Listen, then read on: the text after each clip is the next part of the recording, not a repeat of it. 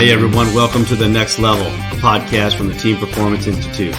Here we provide actionable insights on modern leadership and team development, driving higher levels of organizational performance and life empowerment.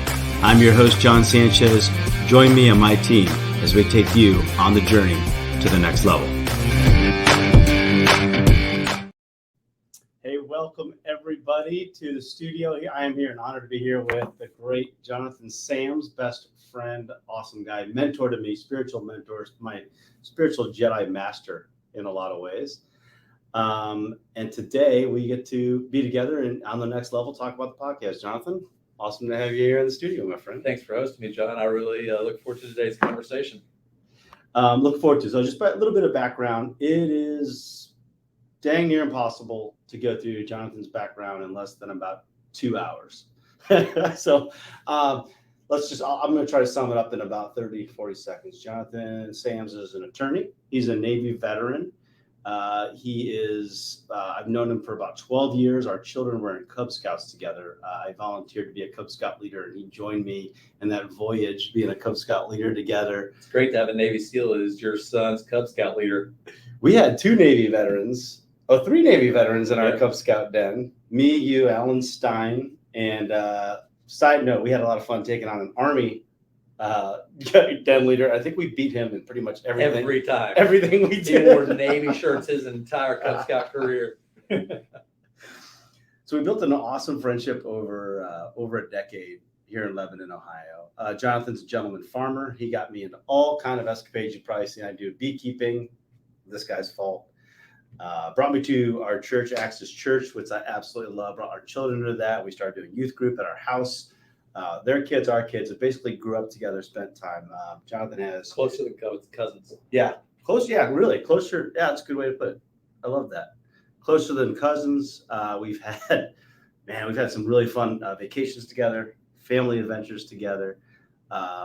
He has two twins that are in college now. They just took off to college, and our oldest went to college as well. So we all went through that process of sending one off, that huge emotional process. He has two at home now, as do we. That's right. So we're enjoying raising our children here in the community. This is going to be a really fun and hopefully enjoyable, educational, encouraging, maybe a little bit inspirational around Jonathan's battle with cancer. If you're watching this online and you're seeing this, Jonathan normally has a beautiful head of gray hair that I'm always jealous of. He's got this beard that a Filipino could never grow. Just looks like this great scholar, but right now, as he sits here with me, he is there's chemotherapy running through his system. Right. And he's in his third battle with cancer throughout his life. And he is in a battle for his life right now. And a battle that's been beautiful to witness and to be a part of and to join. And he's really encouraged a lot of people throughout this. So what am I missing, my friend? In terms of your background? I think you pretty well covered it, more than covered it, and have overstated me as well. But I've been delighted to really enjoy living life with you. And maybe one of the things, maybe out of order, but the fact that we get to do these things together. When I first had cancer when I was young, I tried to pretend like I didn't have it in some ways. It was in an advanced stage, but I wore a wig, covered it up, didn't really, I participated with friends, but it's different this time. I'm smarter now. This is just a time in life where we get to rely on each other and we get to enjoy life together. And I think that's a really important part of what we do when we go through this. Yeah. Let's go back, scoot up a little bit. I want to make sure everybody hears you as you come through this. Let's go back to, I want to bring people back into the history of Jonathan Sams and the battle of cancer. So when you're 12 years old, first time that you experienced cancer, but you didn't know it right until you're 14. Walk us back into what that experience was like, your first bout with cancer. So when I was 12 years old, I was swimming next door at my grandparents' pool. And I got out of the pool and came up to my mom and my grandparents under a grove of trees. She saw something under my left jaw, and so you can see a scar here now. she saw something under my left jaw and she felt it. She thought it was swimmer's ear. And for the next couple of years, it continued to grow. And we didn't know what it was. Doctors said, maybe a cyst, but it got to a point where it was 13 and a half centimeters by 9 centimeters by 6 centimeters under my left jaw. And right here, without any hair, I mean, you can see the difference in the two sides of my face, how this side is underdeveloped.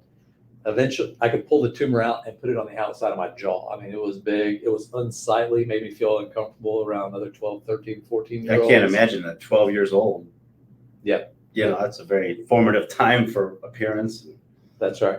And so eventually I asked Mom if I could have it removed for aesthetic reasons. And she said, okay. So we went to the hospital. They removed it. The story is that the surgeon was swearing in the operating room because when he saw it, he knew what it was. And they sent it off to pathology so they could figure out more specifically what it was. It turns out I was in stage 3, and my prognosis was poor. And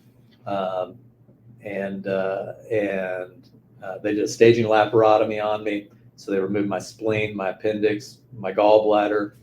They removed the tumor here. And when they came in, Dr. Patterson, Dr. Kimball, they were both very somber, and they both said, "I'm really sorry, you have cancer." And it was diagnosed as nodular sclerosing Hodgkin's disease. And so for the next year, I had surgeries, I had radiation therapy, I had chemotherapy. It was very harsh therapy. I wasn't particularly afraid per se, to tell you the truth. I did see other kids around me, and I knew that they were in trouble. I knew that it was risky. And in some ways, one of my analogies is we were in a burning building, that we were all trying to escape this burning building. We didn't know which ones of us would get out, which ones of us wouldn't get out. And some of us did, and some of us didn't get out of that building. When they gave chemotherapy in those days, they didn't have anti-nausea medicines. They didn't do drips like they do now. They would put the needle in my veins, and they would do a push. They'd put all the chemotherapy into my veins at once. You can feel the coldness of the chemotherapy go into your system. You could feel sometimes my veins would deteriorate, and the chemotherapy would pool under my skin and give me third-degree chemical burns under my skin as a result of that. And so, diagnostically and what we went through on that was kind of the first time through on it. But there were some great experiences through that time period too. Some great things I learned through that time period, which we'll get to when you're ready to talk about it. So it's the most interesting part of what you just said is you weren't afraid. I think that would be terrifying for like most pre-teenagers going into teen. What kept you from fear? So I didn't know whether I would live or die, right? But I did know I was loved. And as long as I know I was loved, then I felt like it was okay. Wow. And it's not that I didn't have a realistic assumption as to what was going on or grasp of what was going on. I just knew that we would go through it, and we would just go through this path. In a lot of ways, you don't control the outcome of the path. You get to control each day along the path and what you do. The first time also, you're learning a lot, and it's an endurance race. And so you're learning to endure. And as a kid, you're not faced with that kind of thing. But when you're a kid with cancer, then you are. And so you learn to endure each step along the way. You learn to endure the pain side of it. And you learn that it's okay, that you can endure it. You try to take care of your family and that sort of thing. You try to live your life. You try to be as normal as possible. But I don't know that I had the time to really be afraid per se. And there's some other parts too. And I want to be frank and truthful. And some parts of this I didn't grasp until later. But when I was very young, my dad was a minister. My mom would read Bible stories to us, and my mom read the story of Solomon to us. And Solomon, when he became king, God told him, Solomon, I will give you anything that you ask for. And Solomon prayed for wisdom. And I thought that was a really good thing to pray for, was to pray for wisdom. So that's what I prayed for young, before this ever happened. And God gave me cancer. And in years since, I've decided, you know what? You really can't have wisdom without life experience. And so that was part of the beginning of my journey on life experience. And I've tried to use that experience to benefit others and to give me perspective on life. And so I can't say necessarily why I wasn't afraid. I can tell you that I wasn't. I can tell you I never cried about it. But I can tell you that's kind of my approach and my thought process is going through that time period and since that time period. Yep. And for everybody that's out there, everybody's listening, part of our goal today, or part of what we're seeking to do, is for possibly those who are young, or possibly those who are receiving a diagnosis, or possibly those who, I always say we're one step away from disability in our lives. That's right. At some point, we're all going to face big challenges, and to help us see, here we have somebody that has been through the battle with cancer, now in the third battle. So you made it through. You came out of 4. Tell us how you came out of 14, and what the reentry process was to you into now regular life, and what were some of the lessons you learned from a diagnosis that severe at a young age.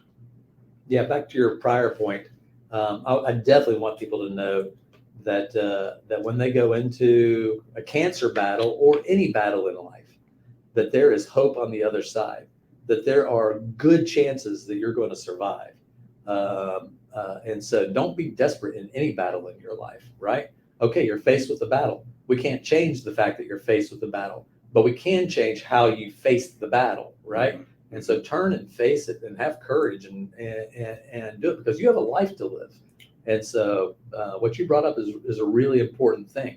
Do be aware, do take it seriously, but have courage when you go into the battle. I think it's a really important part of this. Yep. All right. So coming out of it at age 15. So my family immediately moved to Ohio. I started a new high school. I really didn't want to move to Ohio because the friends that I had were in North Carolina. I had some great friends who helped me go through the battle of cancer, who would make sure I was out, not just every week, but almost every day. And so when you're 15, you're hanging around with 15, 16, 17-year-olds, and they could drive. I couldn't drive. And so they'd take me out, and I've told you this story before, but I had a senior who was a band major, and he would take me out in his Trans Am. And this was in North Carolina. And so we would fly down the roads in North Carolina, total reckless abandon. And so when mortality is that close to you, when you're that young and as a teenager, then you just try to grasp and take life, And so you just feel the roar of the engine in the car and in your soul while you're going down those roads. And in some ways, you just take life with reckless abandon. And I think that's something I still do. I try to surround myself with people who really take life with reckless abandon, and who'll take me on that ride too. Mm-hmm. Right? It's part of the reason why I like you. I mean, you have a mentality to you that says, you know what, I'm going to tackle this thing and I'm going to go after it. And so I love being on that ride with you. And so just getting out and doing that kind of thing. And so when you're young, I think that's a part of it. I think that's part of going through the process, and I think that's part of the reentry. We moved to Ohio. I had played football in junior high. I actually got injured playing football in junior high before my diagnosis, and but came up to Ohio. Cincinnati was one of the top football cities in the country. Number 1 and number 2 teams in the country were from Cincinnati. Moeller and Princeton back in those days. And Mount Healthy, where I went to high school, was ranked number 3 in the city, not number 3 in the country, but number 3 in the city behind those guys. And so we had a fantastic football team. And so I came out of having cancer as a kid, and played football at Mount Healthy. And I was not physically put together. I'd been through major surgeries. I'd had chemotherapy, radiation. My musculature was deteriorated, but I still went out on the football field with these guys. By the time I was a junior, I was starting varsity football in Ohio, and I remember going through the drills that we did and driving after football. And my stomach, which had been cut down the middle, would just go into these golf ball sized cramps up and down, and I'd have to pull my car over to the side of the road and just lay there until these things released because I had no way of making these things release, and just rebuilding myself physically. And I think that's part of it. So you go through the experience, you take the shots that the experience gives to you, and then you turn and you face the next part of life, and you rebuild and you move on from there. Yeah. So you move on, and you experience cancer yet again. Yep, when I was 39, so many years later. So I joined the Navy and had a Navy career for several years. I went in the Navy. I decided I wanted to become an attorney, and so I went to law school, got my Juris Doctorate, and started my own practice. Married my beautiful bride Julia, and we had the twins in 2003, and in 2006 we had our third child, Sophia. And that was April of 2006. Also in April of 2006, I went to visit my doctor. He took an x-ray of my chest, and he called me and said, Jonathan, I'd like you to come in and talk to me. I said, what's it about, doc? And he said, I think you need to come in and see me and talk to me about this. I said, no, tell me on the phone. Tell me what's going on. He said, I think the cancer's back. And so he sent me in to one of his colleagues who is an oncologist. And he saw me the next night after hours, and I was on the quick road to diagnosis. And sure enough, this time it was actually a different kind of cancer, still Hodgkin's disease, but this time it was lymphocyte predominant Hodgkin's disease, which is different from the nodular sclerosing Hodgkin's disease. And so I told Julia what was going on. Of course, you have the worries about 3 small children at home, and so that was the diagnosis. My second time having cancer. So, tell us about how you got through that diagnosis, or how was it different from the first diagnosis when you were 14 to receiving the news? You just want to hear it over the phone, like you're ready to go at 39. Yeah.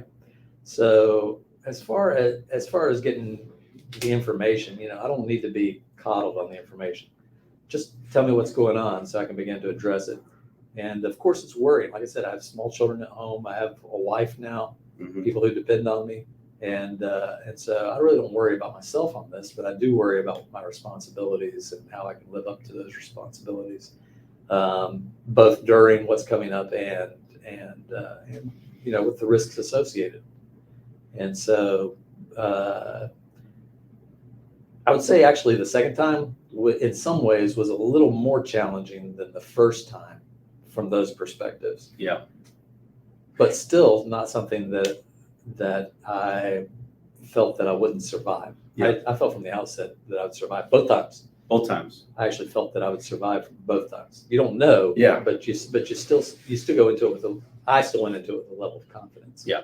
Statistically, was the prognosis better or worse the second time you got cancer? Better. So first time prognosis was poor the first time. Okay. But you go into your 30s, and your 30s are so filled with worry for those who decide to start families, have kids, build. You're in that building phase of life. It's no longer about you. When you're 14, it's all about you. That's right. In fact, it's very hard to see outside of you at the age of 14. Now you got 5 souls, including your own, on this earth. And this diagnosis comes. Your twins were 3? 3. And you had a brand new baby. Brand new baby. Who's a firecracker, one of my best people in the whole world. Shout out to Sophia Sams. That's scary. Yeah. I don't know how did you handle that as a man with a family now? This is a different battle you're in. What were the challenges at 39 to to have that and still have the courage to move forward?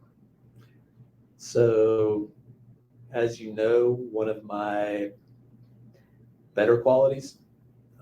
So I'm not stronger. I'm not faster. Oh, here we go. Get ready, guys. We're gonna get into a heckling match now. All right, here we go. Jonathan's gonna play humility, and I get to call him out on my own podcast. This is gonna be great. This is the moment I've been waiting for. What I am is more determined. Right. So when it comes down to doing what I'm going to do, I mean, if I have to focus on something, I'm going to focus on it, and I am determined to get through this. I don't have a choice but to get through this. Yeah. And so I'm going to do what the docs say. I'm going to be smart about it. My doctor, fortunately, said, okay, this is very unusual to have what we call a very late recurrence if it's the same thing, or if not, it's very, very strange to have two different kinds of Hodgkin's come up in a single patient 24 years later. And so he sent me to Dana-Farber Cancer Institute, and I sat down with what was really the retired a guru of Hodgkin's disease.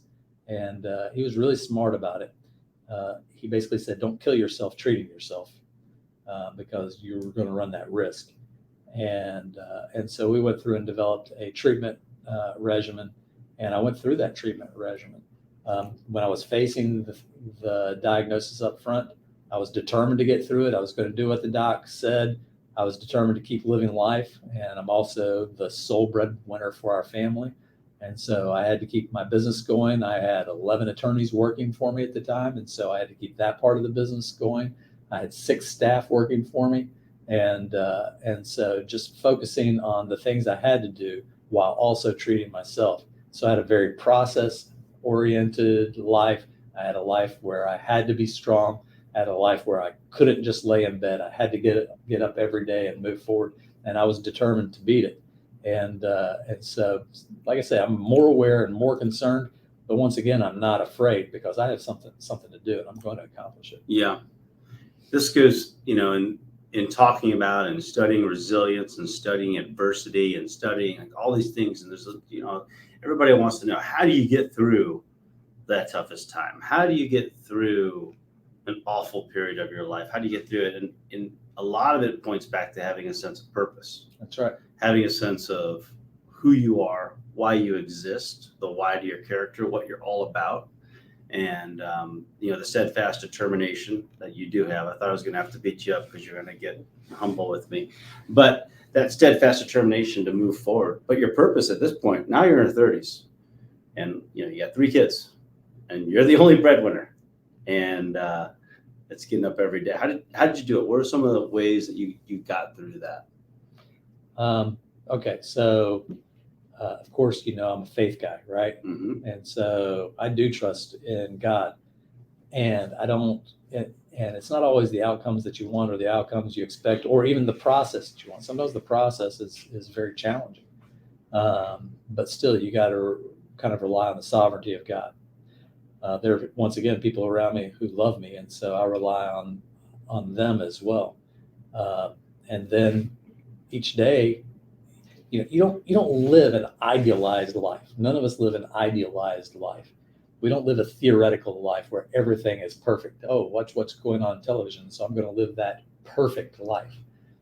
No, we live the life that we actually live. We're real people. That's right. Living real life with real challenges. And so sometimes, in my case, that challenge has been cancer. With other people, maybe that challenge is a divorce.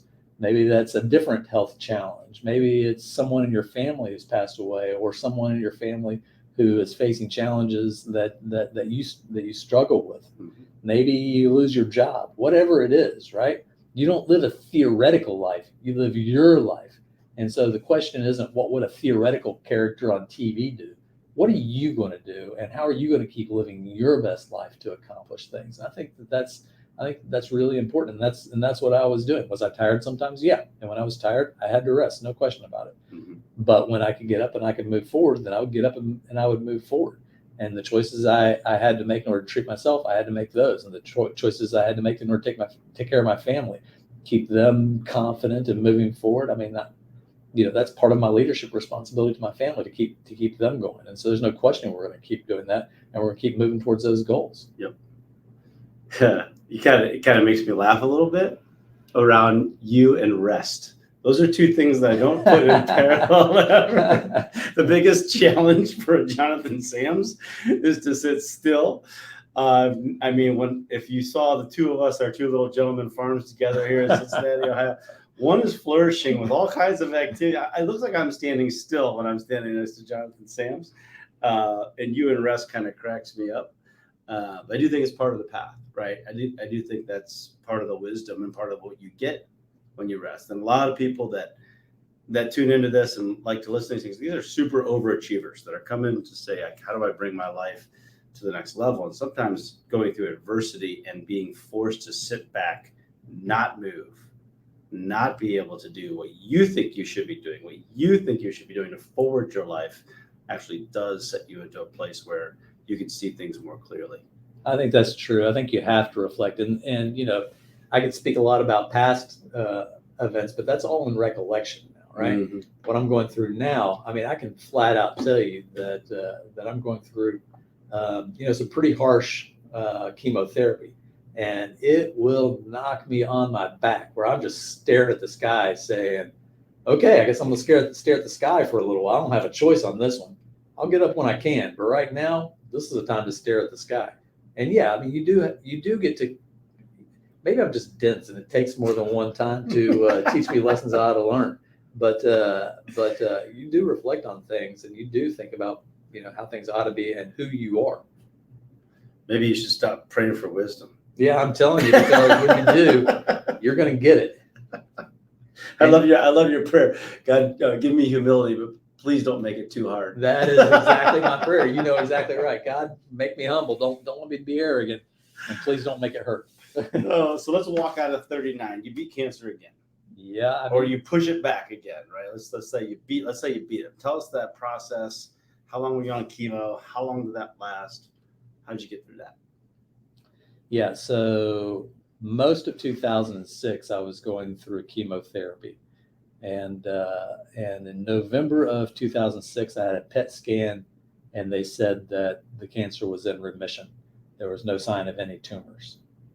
And then I had more treatment through the end of November, and in December was my last treatment. I went in for another PET scan in January of 2007, mm-hmm. and the cancer was back.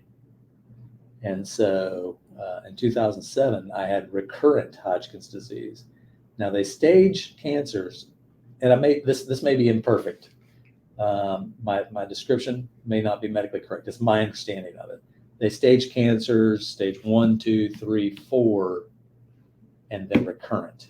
That means they didn't cure it when they went through the treatment regime, which is actually more serious than getting staged. That's where I can be a little rough in my accuracy. Yep. But fortunately, they monitored it and it stopped growing. And so I had then, and I still have, nodular lymphocyte predominant Hodgkin's disease. That cancer has never gone away. And so right now I have two malignancies, nodular lymphocyte predominant Hodgkin's disease and Burkitt's lymphoma. So both. But fortunately, lymphocyte predominant is an indolent or slow growing cancer. And so it doesn't hamper me on a day-to-day basis. And one way or another, I say cancer is the lion in my bed that I sleep with every night, mm-hmm. right? Mm-hmm. One way or the other, I do not intend to lose to that cancer. Yeah. Yeah. Which is the fight that you're in now. And I'd love to get into that and really the outlook that you have right now. Yeah. In that fight, which is fun, but just so everybody is aware. Now you're in a fight in your 50s. Yep, 55. 55.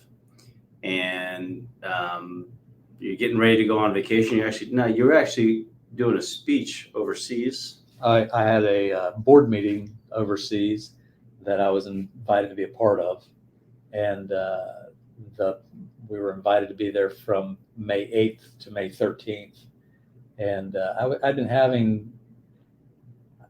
been running for months, but things had not been feeling good for the last several months, and I was slowing down.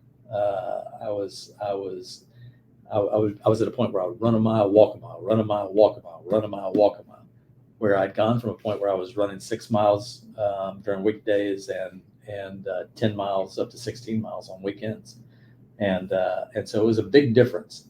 I didn't know if it was because I had flu or COVID over the winter, which I had both over the winter. And so I was going through this phase of really not knowing what was going on with me. As April this year was going through, I was having trouble digesting food. We went overseas for the board meeting, and that Sunday night, May 8th, I ate a dinner and could not digest it. Monday I was miserable. Monday night I told Julia, I said, okay, we're going to have to fly back to the United States, because I didn't want to go to a third world country to their emergency room for how I was feeling. Right. So we hopped on a plane after my presentation to the board on Tuesday morning and flew back to the United States, made it to the emergency room at midnight, and checked in. By the next morning, by midday the next day, they knew it was probably cancer. And I had doctors coming into me saying, "Oh, I'm sorry, you have cancer." What were they saying? I'm sorry, everybody couldn't hear that. They said, "Oh, I'm sorry, you have cancer." It was a very much a hand patting kind of, "Oh, I'm sorry." And the surgeon came in and said, "I've seen what we're looking at, and I'm really, really sorry, you have cancer." It's my third time through with this, and I'm like, "Doc, you got to have a better bedside manner than this. You can't just come up and be like that." And so I'm like, "Doc, I've personally learned that I need to have a really good bedside manner." The docs come in, I say, "Doc, it's okay. Your patient's in the best of hands.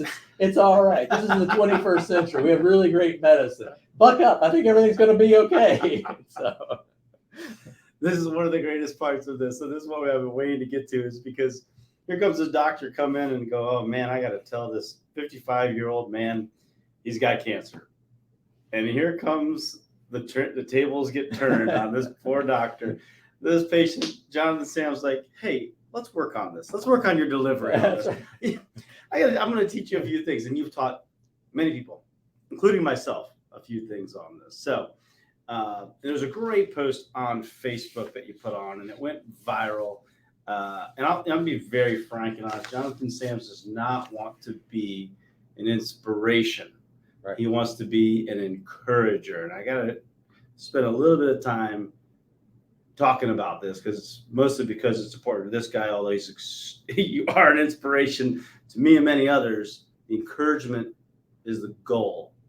And so to understand, inspiring is about, saying, "Follow me," or giving people energy to do things, to be in front of them. Encouraging is to be behind somebody, to help them, to push them along, to find their own path. That's right. To go through the challenges of their lives.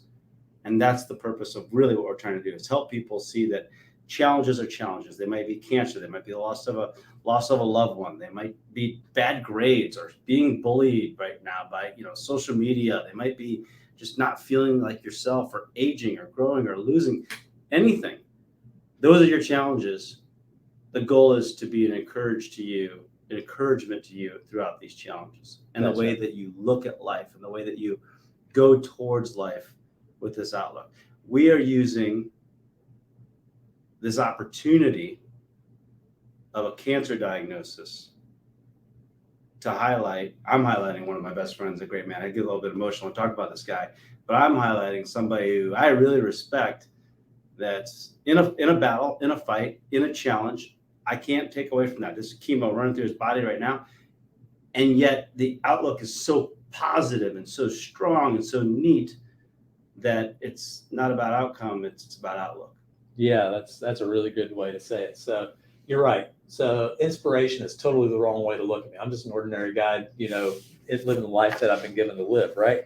But I do want to encourage people, because, everyone who's listening to this, you're really, really important, and you have things to accomplish in life. And I want to see you accomplishment. And I don't want to be out in front of you saying, "Hey, look at me, look at me, look at what I'm doing." Instead, I want to be behind you, and I want you to know that you can do this, that you're okay, that it's going to be all right, that you have your life to live, that you have your things to accomplish. And those things are really, really important. And I want you to be able to focus on those things and move toward them and be successful at it. And to the degree that I can play a small role in this by giving you my perspective, that I want to give you that perspective. So, yep.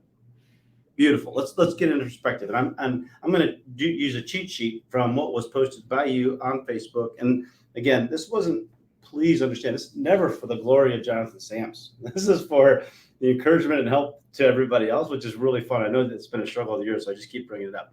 But let's go through. There are 9 awesome. He just wrote, hey, some thoughts. And just some of them are short. Maybe we want to expand on some of them. Some of them are a little bit long. Some of them are funny. Some of them are deep. Yeah. So I'm just gonna walk through them with you if you don't mind. Yeah. So number 1, I am not afraid, in parentheses, at all. Let's talk about that. I'm not afraid at all. So I don't decide the number of days I have on the face of the earth, and I've become very accustomed to that. We both have a military background. I was blessed to be on the USS Mobile Bay, and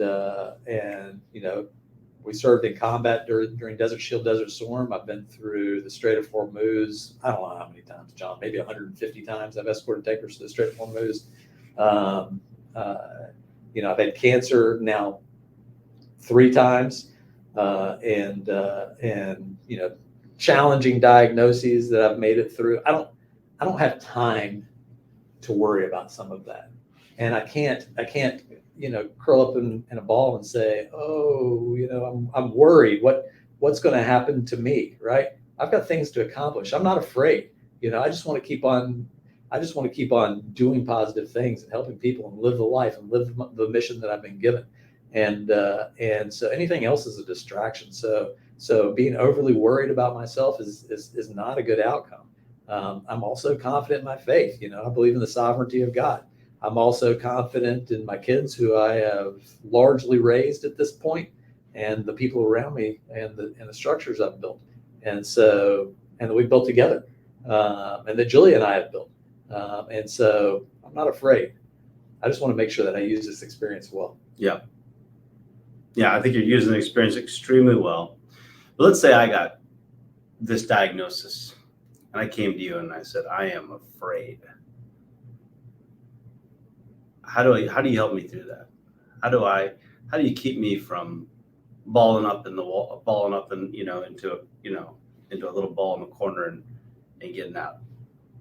So, this really is the challenge, and I don't want to understate what's going on with people with cancer or other things. No, but we're good friends, right? So yeah, and I'm just saying, like, you have the ability to come to me and tell me anything, and how you pull me out of that. If somebody is facing something really difficult right now and they are afraid, what advice do you have for them? Number 1, God has control of the number of days we have. What we have control over are what we do with those days. And so let's make sure that we use them well. Number two, don't understate it, but I love you, right? And so I'm going to be there with you every step along the way, and your family's going to be there every step along the way. And I want you to know that because of that, things are going to be okay. Yep. Number 3, this thing is serious. We're going to take it very seriously, but it's not a death sentence. You have a far greater likelihood of surviving this thing than from dying from it. And so let's focus on that. Number 4, there are ways that you can enhance your survivability on this and your livability on this thing. And so let's focus on some of those things, which I think we'll talk about later. But this is a game of statistics. Sometimes cancer is. Yep. And so how do we improve our odds? Yep. It takes me back to reading one of my favorite writers, Helen Brandon. She wrote Unbroken. And it's really about 4 different stories all matched up in one. I always go back to this outlook piece of being afraid and then balling up or not being able to get out of it. And there was 3 guys in the book, just to give you a bit of history. There was an airplane crash and 3 men got stuck in a life raft and they had to survive for the longest period ever. They set a record for the longest period ever of guys to survive out in the middle of the Pacific, and forgive me because I think it was 70 plus days that they had to do this. One of them gave up. One of them just let fear take over, and the other two, and there was no food, and the other two just continue to try to keep a positive outlook. Those two survived. The other one just literally faded away halfway through the journey. I think that's right. Positive outlook and determination. Be determined as you face something, right? Don't let other things get in the way. Be determined as you face it. Have a positive outlook and then be determined to be successful. Okay, so number 2 from your post off of Facebook on some thoughts. We should write a book called Some Thoughts. So that'd be kind of fun. People pray for blessings and think that blessings means easy. We always pray for stuff or for things that make our lives easier. Those are good to pray for. Keep doing it. But they are also kind of selfish blessings. Blessings are not by definition something that makes our lives more comfortable. Blessings are things that come to us to give us the opportunity to do something good for other people.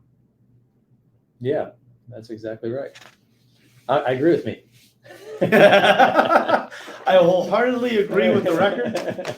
Jonathan is also my attorney. So, well said, sir. I think We will, every one of us, face adversity in our lives. Don't be afraid of adversity and don't resent it.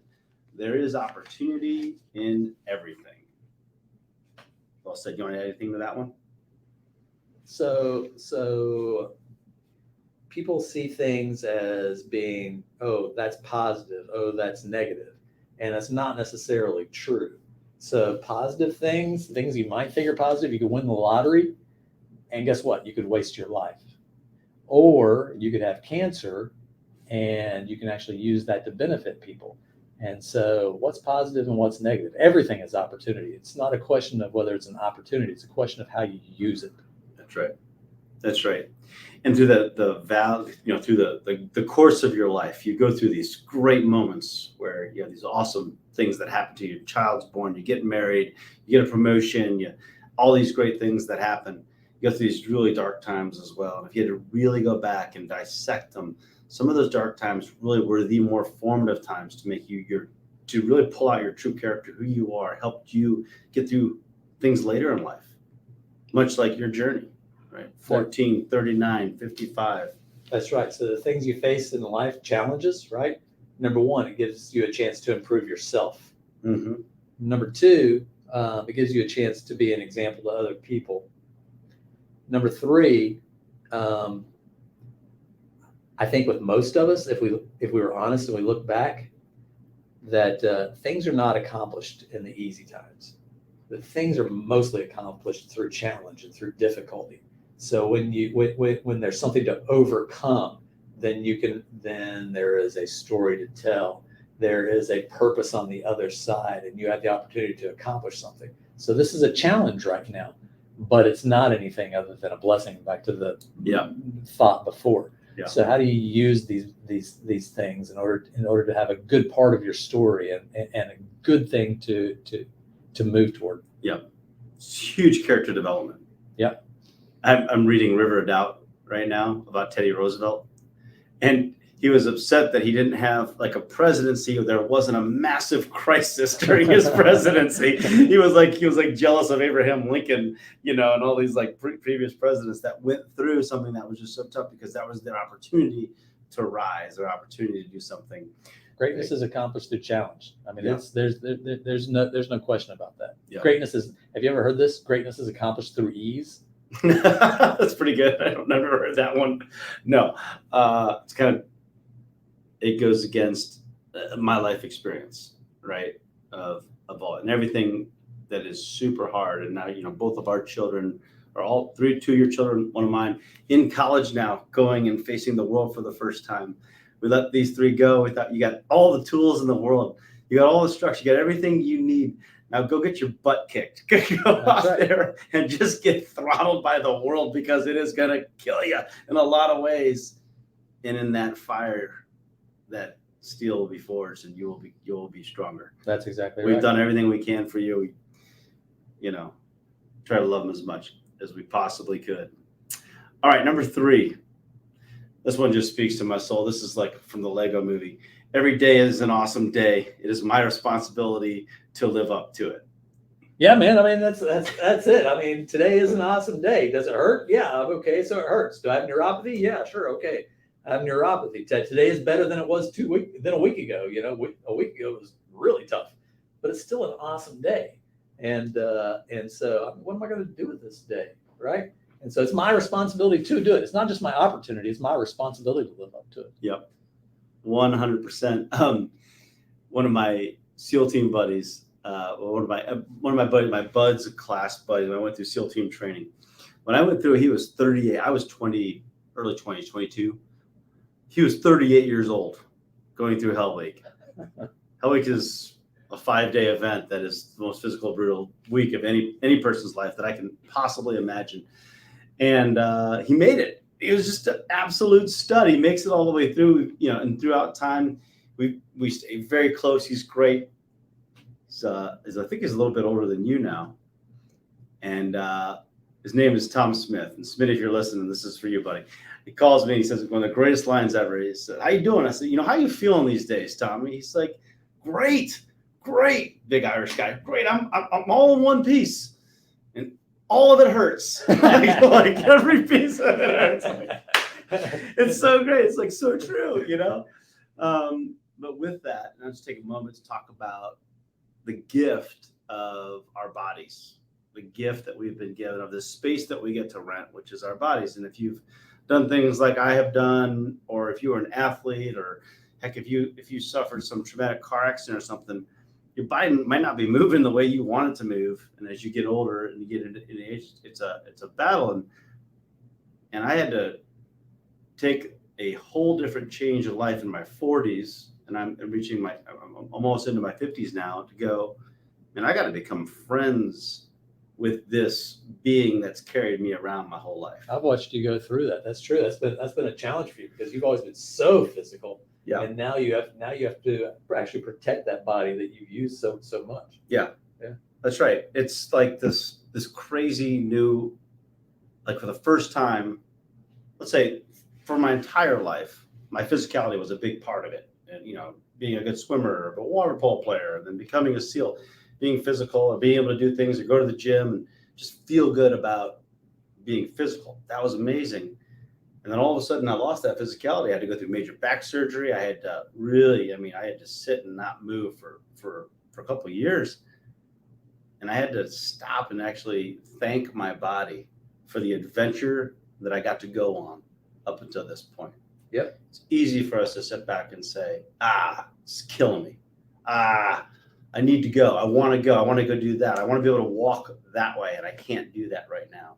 Easy for us to say that. For 40 years, I treated my body like a rental car. Like, if it's broke, give me another one. Fix this. Come on, doc, get this going, because I got places. Couldn't wait to zoom out. And now it's a classic car, right? Treat it a little different. Got to treat it differently. Got to take care of it. Self-compassion, rest, taking care of yourself.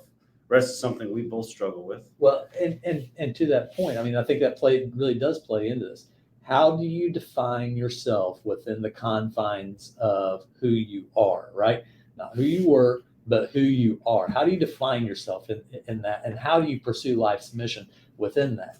And so I think that speaks very well to what we're talking about right now. How do you define yourself within yourself, in the self that you are in today? Right. It's right now today. This is the self that I'm in. Right. Like, I woke up today and my back hurt a lot, but what did I do? I did get my workout in, but I got my stretching in too. Yep. And I got my hydration going now. I got there's a lot going on. How do you rise to the occasion every day? Right. And then some days it's when I do wake up and it hurts and I can't do anything, then instead of going for that workout, I'm going to take my old friend, my body, go have a cup of coffee. That's right. And we're going to sit and we're going to relax. We're just going to have some time together. Yep. And that's what he needs. And that's what I'm going to give him. So let's go back to point number 4. I think it's a perfect segue into point number 4. Difficult things do a lot for us. First, they're an opportunity to improve and strengthen ourselves and our faith. Second, they give us a platform to serve others. through example and through the development of a relationship together. Third, they give us a platform of faith lived. And fourth, they help us develop wisdom and gratitude. I gotta say, this is kind of what we're trying to use, is obviously a platform to help spread Right. The news here. Right. That cancer is not a death sentence. It's not. Yeah. And so so I'll use you for an example again, right? So when you're strong, when you Sanchez are strong, right? We're strong. When you are strong, when you were strong, are strong, then you're hard to keep up with, right? And so, I mean, you're like the Secretariat of Humanity with a heart double the size of the normal racehorse, right? I see myself more like Seed Biscuit. Yeah. I'd see myself as a Clydesdale, but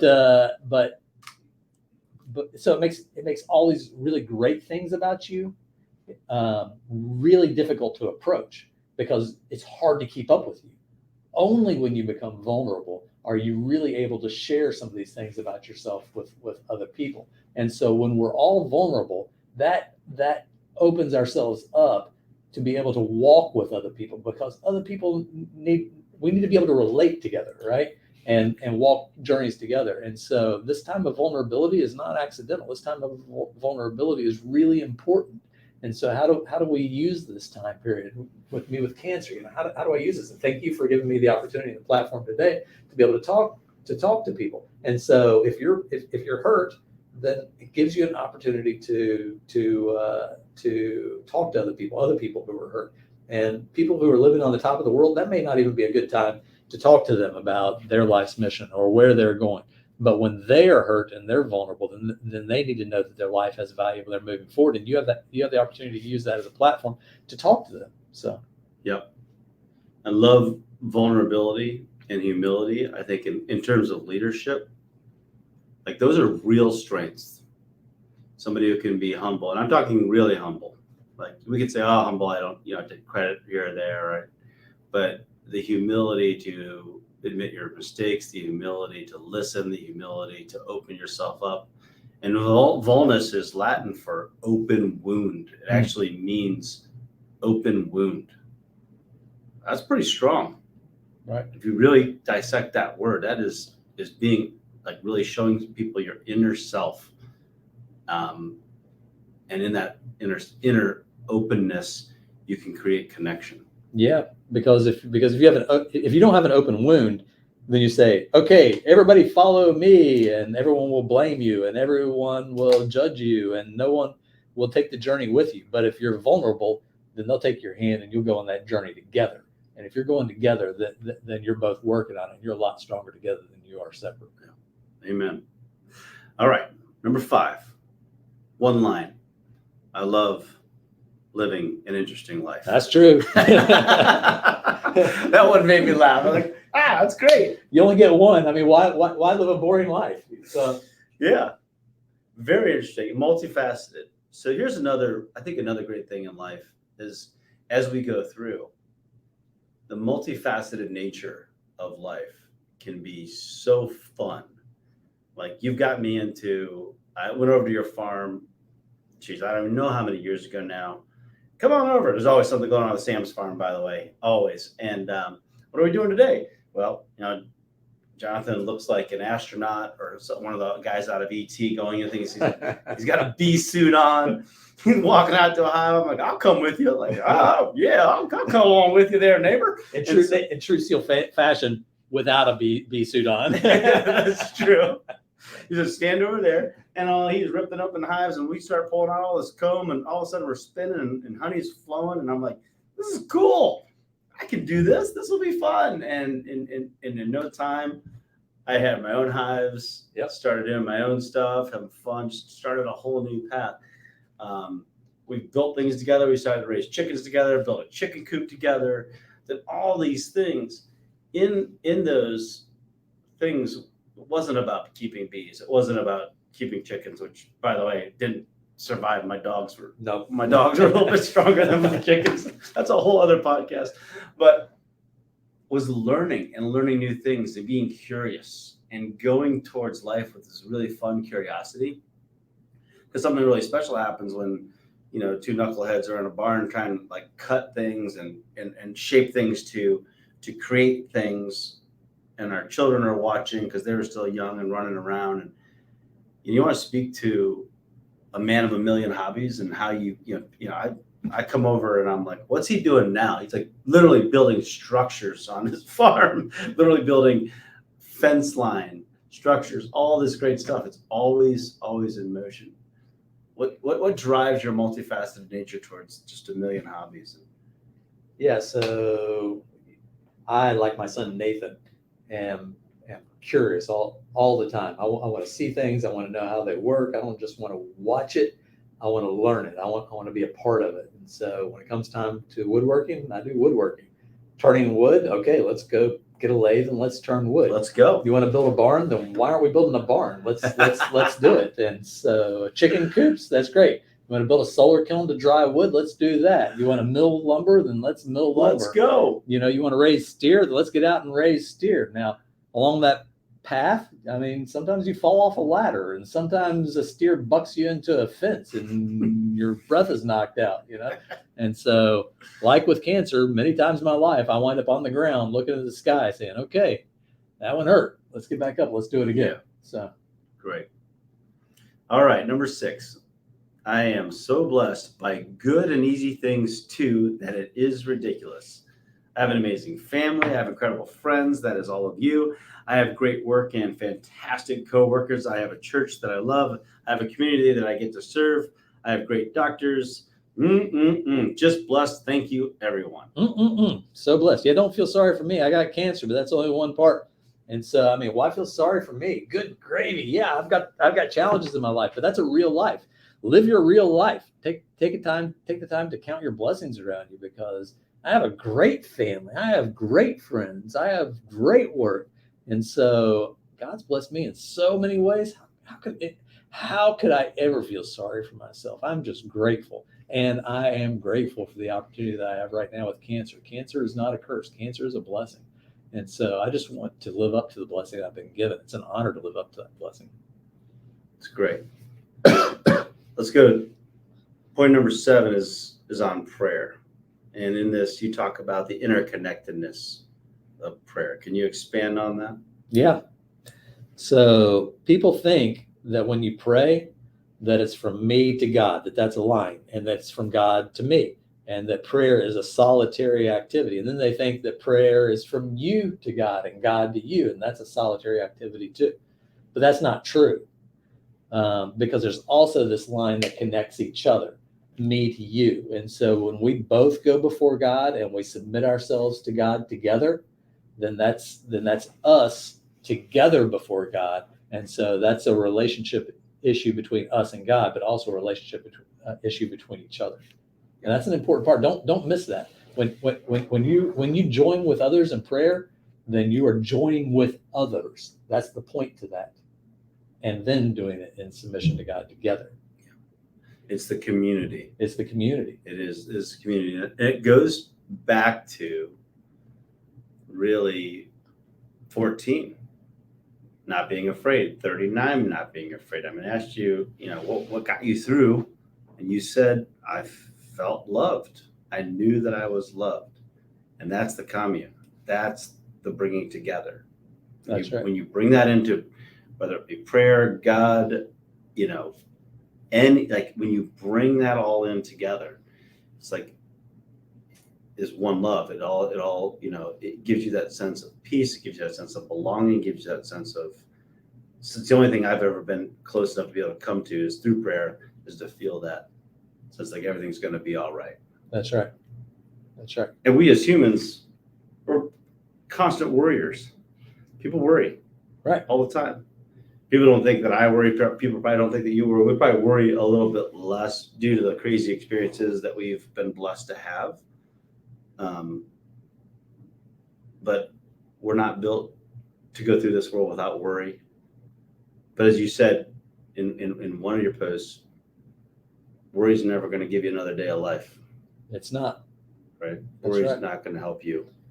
There's no, it's almost I believe it's a waste of energy. It exists for a reason to help you stay alive. It exists for a reason to help you see through challenges.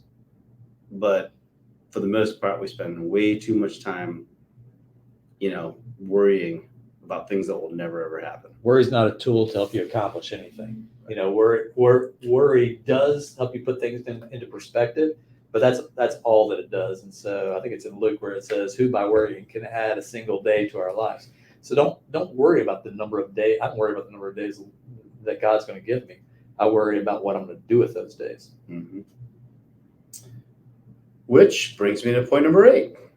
You perfectly segue into these things. Well, Number 8, I am absolutely confident that God has me exactly where He wants me to be. Yeah, that's exactly right. I think this isn't an accident. I think this is my opportunity, and so people may disagree. Say, Jonathan, things happen, and so God doesn't, inflict pain on people. And well, I don't consider this to be an affliction, right? This is something I have to deal with. I don't know what the end of the road is, but I don't consider it to be an affliction. I see it as being an opportunity. But I think that in this position, that God has me where He wants me to be, and the only question is how am I going to use this opportunity? And so one of the things I struggle with is I want to have good discernment. When I pray, I pray, God, help me understand how to use this opportunity to help people around me, because I don't want to waste this. I don't want to be so foolish or so short-sighted as to make this experience worth nothing. In fact, these posts on Facebook, I don't typically go and post on Facebook. I decided to post on Facebook because an experience unshared is an experience wasted, and I don't want to waste this experience. That's right on. And thank you to you for this opportunity on this platform, this really great platform to be able to share this experience with other people. Let me take us on a little sidebar here. This all wouldn't exist without Jonathan Sams. This whole idea of Team Performance Institute and all this stuff started on my couch, 2012-ish, and I felt a different calling to go do something bigger with my life. I really enjoyed my life. I really enjoyed being on my children. I had a great career. I was moving along, but you told me if you can't really show up and be yourself, you said it way better than I can, that it's a huge injustice not to live your full potential. It's a huge injustice not to listen to yourself when you're being called to go do something bigger or better. So this was nothing but a pie in the sky dream for me, is to have something as simple as this little studio and to be able to do things like this. So it all comes full circle, Mr. Sam. So you put yourself in that seat, my friend. You guys as SEALs actually have a big struggle, and I sympathize with you. And it's a very hard balance to walk. And so you go through, and you have very specialized training, and there are a lot of things you can't talk about whatsoever. And the world looks up to you, and they put you on a pedestal, and so you try to not use that as a tool to your own advantage, and you try not to brag about it, and you try to speak it down, and yet it's also an important part of who you are. And so what I said was, the greatest indignity is to deny who you are. And so when you were going through that, how do you balance it? I mean, you have to embrace who you are as you move forward. And beyond that, you had the vision for TPI and the things you wanted to accomplish. And so I just encouraged you and said, hey, look, you can accomplish it by going through this, and just put out your matrix and measure it from there. And you can see from your matrix that you'll be successful at it. And you said, yep, you're absolutely right. And then you jumped right over the bridge and went. Yeah, I could have used all these points though throughout that, because I was freaking out. I was like, how am I going to do this? Number one, I'm not afraid. Nope, I was very afraid. People pray for blessings. I wanted it to be easy. It was not. Yeah, I pretty much failed every single one of these. Look at how many people you've impacted through TPI, though, the businesses and the people who you've been able to help develop through this process. And so you're living out your life mission. You're exactly where you're supposed to be. Well, I feel that way, but I am really honored to have those people in my life. I'm honored to have the people that took chances, people that said, sure, sure, John, you're trying something new. We'll bring you on and we'll do that. And we had to prove ourselves, but I felt really honored and blessed. I also felt like it is not because of being a Navy SEAL or anything else. I think I had more um, to share through my failures, and more to share through my struggles of leadership, and more to share through all the different things. I'm totally flawed and broken and in so many ways, but somehow survive through it. And now we can help others who are leading, because that game out there in leadership, whether you're a leader in your family, I believe we're all leaders, a leader in your family, or you're a leader in your community, your church, a leader in your company, it's a battle. It's a fight. And, I think what you just said is really, really important, John, because, I think people who accomplish things, so other folks say, oh, it's so easy and you're great. Look, people who accomplish things are people who accomplish things wounded. People who accomplish things are people who accomplish things after failures. People who accomplish things are ones who keep moving forward. And whether you're in cancer, right, then I mean, you're wounded, but that's okay. You're going to keep moving forward because you have an important life to live, right? As when you're in the military, even at the highest levels, right? It's a challenge, and you're not always going to be successful, but you have to keep moving forward, right? You have to keep moving towards success, and that's how you're ultimately going to be successful. right. Despite the challenge, despite the pain, you're going to move forward. Despite the challenge, despite the pain, you sparked to me something that Kerry Collat said. Kerry Collat, if you're in the wrestling community, you know that name very well. Probably one of the best wrestlers that the United States has ever seen. He's now the head coach for the United States Naval Academy. And when he was interviewing my son to come and go wrestle for him, he said, I don't care what you are at 100%. I know 100% is fine, but you don't get to wrestle at 100% all the time. At 60%, when you're feeling down, when you're feeling out, that's what I want to see. I want to see you win when you're at 60% or 70%. Like, that's when it's most important, because nobody's going to be at 100% all the time. That's right. Nobody's going to be peaking all the time. You can't be. How are you when you're not 100%? And that's how you create an Olympian. That's how you create the best of the best, the cream of the crop. That's why things like the Rocky movies speak to us, right? Yeah. Because it's not when you just go out and are immediately victorious, right? It's when you're pulling yourself up, when you have the blood coming out of your nose, when you're in pain, right?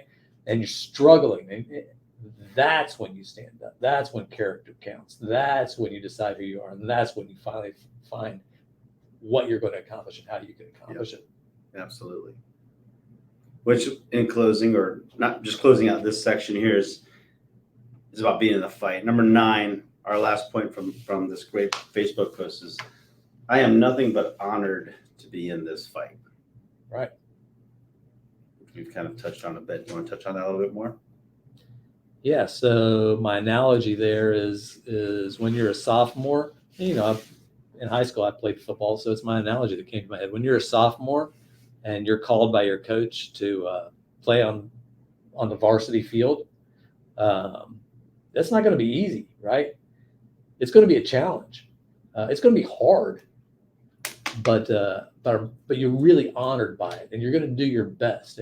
So I feel like I've been challenged by God to step up to the varsity, right? And so he says, Jonathan, get out there, play. I'm giving you Burkitt's lymphoma. What are you going to do with this? How are you going to use this? And so I try to get out and I try to use it. I try to encourage other cancer patients to be more well prepared. And so when I'm in the hospital and I'm talking to other cancer patients, I try to encourage them. When I'm in the hospital, I try to encourage my nurses, because they have a hard job and people are uncomfortable around them. How do I keep the wind under their wings? When I run into other people who are having challenges in life, how do I encourage them, using this experience so that they can look at their lives and they can say, okay, it's time for us to move forward. And I really do have a purpose. And so I feel like I'm on the varsity field and I feel like I'm underplaying, and I certainly want to play harder. I love that. One of the things that you just mentioned and is really important around preparedness. Yeah. And it is, how do you prepare for crisis? One of my favorite sayings is, it's when you need a friend, it's too late to make one, right? When you're in a crisis, it's too late to start preparing for crisis. At some point, we are all going to be in crisis. health. Something could happen today that will bring you to some type of it's just life is a randomizer, right? And things will happen. Talk to us a little bit about preparing for that. Like, how do you prepare? How would one prepare themselves for crisis? So I think the first step is exactly what you said, is you have to be prepared for crisis ahead of time. Because when you're in the thick of battle, that is not the time to say to yourself, it is time to get ready for this. Mm-hmm. And so I was traveling with my 12-year-old son in the truck the other day, and I talked to him about crisis and preparation. And so I said, look, crisis comes in all of our lives. Hard times come in all of our lives. And there are 4 areas that you need to really prepare yourself in. And so I'm saying this to my 12-year-old son, right? But he knows I'm going through cancer, and he knows what's going on. But he knows that the lessons apply to him in his life too. And so I reached out and I touched his head and I said, first, you have to be mentally prepared. You have to understand who you are, and you have to be ready to be durable and to have a positive attitude on what you're doing and to endure whatever happens. And so you have to get yourself mentally straight and realize that you live in a real world, not an artificial world, not a made up world. You need to prepare for crisis mentally. I reached out and I touched his arm. I said, you need to prepare yourself physically. So that means getting out and walking. That means lifting weights. That means having a strong physical body. Because I can tell you, even though I was very physically prepared for this, my arms are as thin as a girl's right now. I mean, they're thin. I've lost strength because I am spending what I saved physically. Mm-hmm. And so being physically prepared is really, really important. Being emotionally prepared, that this is not going to, and I touched his heart on this one. And I said, look, life's not always easy, and you need to emotionally prepare yourself for that. And when life's not easy, it's okay. You're gonna make through it. You're gonna make your way through it, and you're gonna be successful. But be prepared for it. And then you need to be spiritually prepared. And so when you're spiritually prepared, you have to rely on the sovereignty of God. You have to rely on your relationship with God, and know that no matter what, ultimately we have the promise of eternal life, and that it's going to be all right. So be mentally, physically, emotionally, and spiritually prepared, and do it ahead of time. And I'll also say that when you're trying to make decisions at the moment of crisis, you will invariably make the wrong decision. The time to make decisions about crisis is long before you face the crisis. Yep.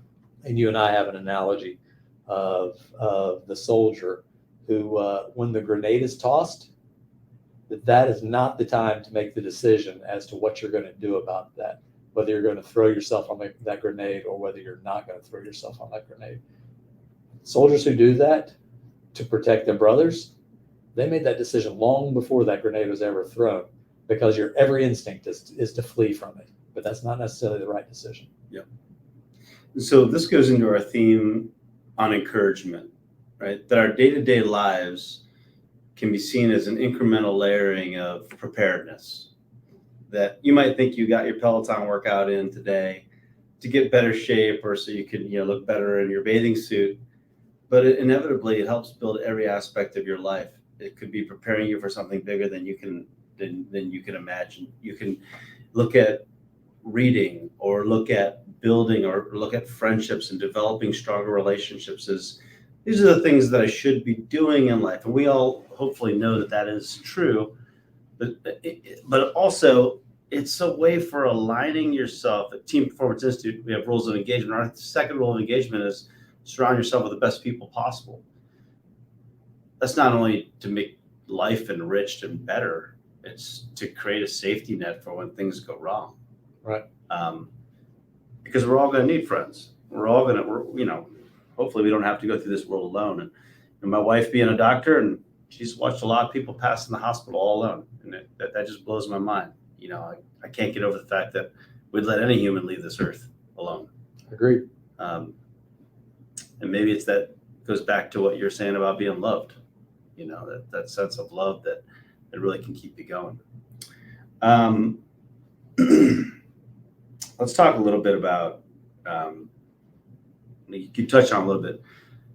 I'll talk about if somebody does get a diagnosis, what advice you would give them. We'll talk about family support a little bit, the family that surrounds you right now. And then terminology. I know that's important to you, like terminology around like, okay, because when the doctor came to you the first time at 14, head hanging low and, Every time. I mean, almost every time. The second time with Dr. Lemming was not the case. But as far as thoughts around the patient and the family, first, I think it's harder on the family than it is on the patient, because we as the patient, we know what we're going through. We know we can endure it. And so, but the family is worrying about us. And so I just think it's harder on the family than it is on the patient. Like I said, I knew if I was loved, it would be okay. And I didn't know what the outcome would be. And I guess you never do know what the outcome is going to be every day. Right. But it's okay. So I think it's harder on the family.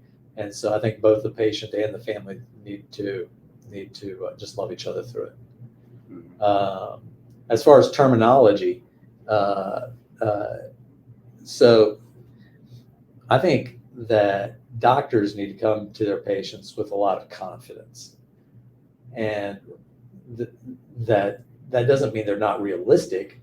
This may be a challenging circumstance, but I think they need to come and say, "Hey, look, this is our diagnosis," or even before the diagnosis.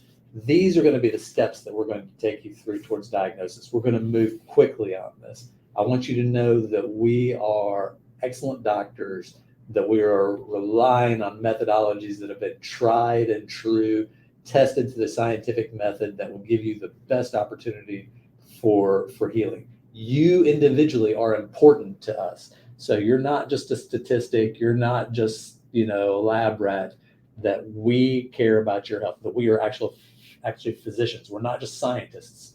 We are physicians, and we are here to take care of you. We're going to be with you every single step along the way. And then I think physicians need to give a good outline of what's going to happen. If it's in the diagnostic phase, then an outline of the diagnostic phase. Once we know what the diagnosis is and we know what the treatment plan is, then I'm telling you, I've been through this 3 times now, and every time I am surprised by additional procedures that no one ever told me about, that they apparently knew about, but they didn't tell me. And so I didn't know until they were walking in with a needle to do a lumbar puncture and put chemotherapy into my cerebral spinal fluid that was going to happen. And I said, "What's going on?" "Well, we're going to do this." When did that happen? And why is it happening? Right? And so surprises are bad, because surprises, if those consistently happen, then a patient can't see their way to the end of the tunnel. It's just like when you're a kid and you're traveling in a car and you're saying, "How much longer is the trip?" And you have no concept as to what time is. And so it seems like forever. Same thing with a patient. A patient needs to be able to count down through the process and say, "Okay, this is how much further, and this is what we're doing, and I understand where we're at." And so I think doctors need to communicate what the process is a lot more. I think the doctors need to have more individual communication with the patients, even pick up the telephone and call them at home and say, "Hey, I'm just checking in on you to see how you're doing. You're important to me." Yeah. And finally, no matter how difficult the circumstance, no matter how difficult the diagnosis, I think the doctor needs to have a positive attitude. So you can think about a football coach, and the football coach will come up to you, to the team, at a big championship game, and the coach will say, "Well, gang, here we are. We're at a championship game. You're smaller than the other side. You're not as strong as the other side. I really don't think we have great chances, and so I'm going to stand on the sideline and watch my favorite football team. And after it's all over, well, I guess we'll go home and I'll have dinner and whatever," right? Yep. Or the coach can say, "Team, tonight is a night that you're going to remember for the rest of your life. Tonight, it's not about them. It's about us. Tonight, it's not a test of strength. It's not a test of speed. It's a test of character. And we're going to go through this, and we're going to win." Which team do you want to be a part of, right? The team that just goes through a process, or a team that sets a challenge before itself and the idea of accomplishment? And so that's the team I want to be a part of. And so I think doctors need to go into these things with a lot of confidence, a lot of personal investment, clear explanation, and a challenge to their patient to be successful through it. And I think that's the best way to go about it. Yeah. It's a beautiful way. I've watched, witnessed, been in the hospital with you. For those listening, Jonathan goes in and out of the hospital for weeks of treatment. Yeah. And saw something I've never seen before. It was really fun to watch, and that is you being an encourager to the healthcare providers around you. These people they're coming in and it's like, oh, you have the hardest job ever. Here's a cancer patient laying in bed on like a 20-hour drip of chemo, which we're going to get into in a second round, like that, the process of that. But encouraging the people around you, because you know that their lives are also difficult. Yeah. Their lives are also hard, that their day-to-day lives, frankly, are a lot harder than my day-to-day life and a lot harder than your day-to-day life outside of cancer, that is.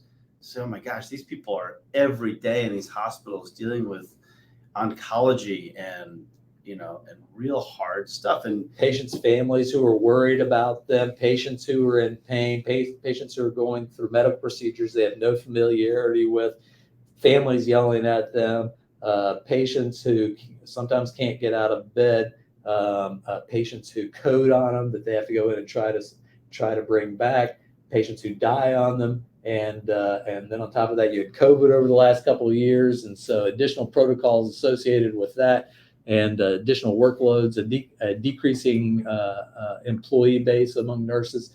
And so, I mean, how do you get in and encourage these people to say, you're important, your job is, you are the hand of God on earth. And so thank you for what you're doing. And so I have the ability to do that. I'm in that position at that time for that reason. And so if you're a patient, then make sure you're encouraging your healthcare staff and your nurses, because they are really working hard. Your physicians, your nurses, and they need encouragement too, because they have to deal with this day in, day out. And I talk about, doctors, making sure that each patient knows that they're important. Well, it's hard because you're getting bludgeoned with these physical realities and these emotional realities all the time. And so how do you sustain this and maintain professional detachment and still treat each patient as an important patient? That's challenging. And so I think it's important to encourage these people, particularly if you're a patient or a patient's family. And if you're not, then when you meet one, encourage them. Encourage each other no matter what your profession is, but them in particular.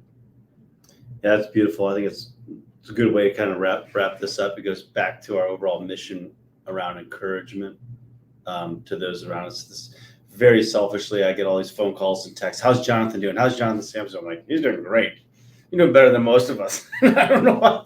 Oh yeah, he has cancer. I totally forgot about that part, because like he just is living in what you do for those around you.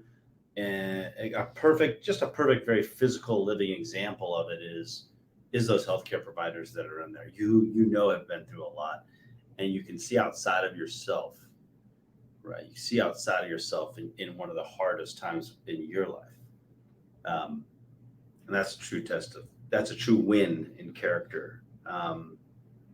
Well, you're an encourager, and so I've been blessed to surround myself with encouragers. You and my daughter Elizabeth, who does it naturally, and so I try to live up to you guys. Truly. I hope everybody else is laughing at that last comment, because Sam's, oh Lordy.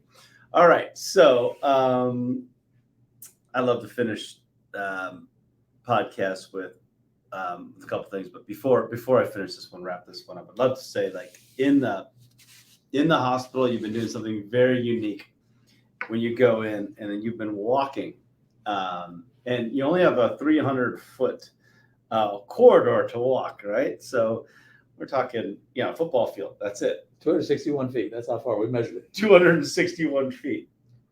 And throughout your treatments, correct me, 4 so far? Or 5? 4 so far. 4 so far. In the hospital, you've walked over 100 miles. Yep. 100 and... Let's call it 100. I think maybe 120, but I'm going to call it 100.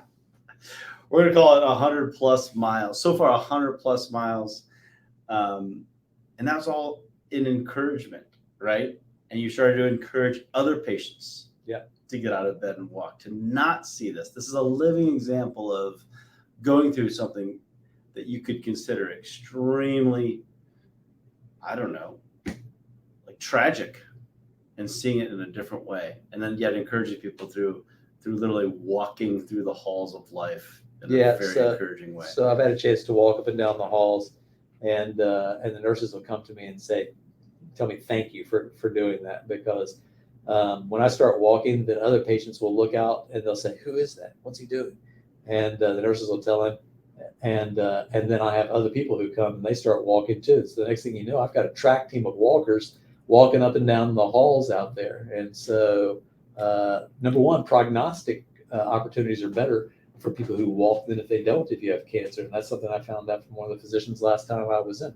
And number two, it goes down to being physically prepared. Even if you weren't, I can't address all of people's emotional or spiritual or mental needs, but I can help them address the physical need while I'm there. And so walking up and down the halls is one way that I do that and try to encourage other people with that. I walked on one day, I did a 10-mile walk. On another day, I did a half marathon. And during my last stay, I intend to do a full marathon in a single day. And the reason why I'm doing that is because, I believe there are external things that could prevent us from accomplishing things. I think there are external barriers that could be very real. Maybe you're not tall enough to play professional basketball, right? Maybe you have certain physical infirmities or ailments that'll keep you from doing something. Maybe you weren't born into that class of society, or whatever it is. I believe that there are some external factors, but I'm not certain that I've ever run into anyone who actually ran into one of those external inhibitors. Rather, people paint circles of discouragement around themselves, around other people, and they just paint it on the floor around themselves, and they say, "I can't," and so they never pass that circle. And so here's my message. If a cancer patient, while taking chemotherapy with 20-hour bags, and I take 4 20-hour bags in a row when I'm in the hospital, if I can do that while pushing an IV stand, if I can walk a full marathon, right? It's not about me. I have faith in the people who are listening to this. I think we all have purpose. I think we all have things that we can accomplish. Step beyond that circle that people tell you that you can't get past. It's not true. Just step out, accomplish what you're supposed to be accomplishing. Have courage, have faith in yourself. I have faith in you. And so I want people to step out and do these things they ought to be. And so I love you guys. Step out and accomplish what you're supposed to do. And if you want to walk a little while with me now or later, now I'm going to be walking a marathon during my last treatment cycle. So you walk the marathon of your life. Beautiful. Absolutely beautiful. I don't think there's a better way to close this out. You guys, thanks for joining me and Jonathan Sams here on the next level. We'll put in the comments, and we'll try to put in some things. I know that you're also raising some funds for the hospitals and raising some funds for other folks who have been diagnosed with cancer. So we'll put in some links should anybody want to be a part of the solution and part of the cure and a part of the encouragement that we're putting out there. Certainly, it wasn't the purpose of this entire podcast. The purpose was to continue to hopefully fill your lives with encouragement, fill your lives with good people. And there's very few people I've met in this world that are better than you, Mr. Sams. Thank you. Love you, brother. I like to.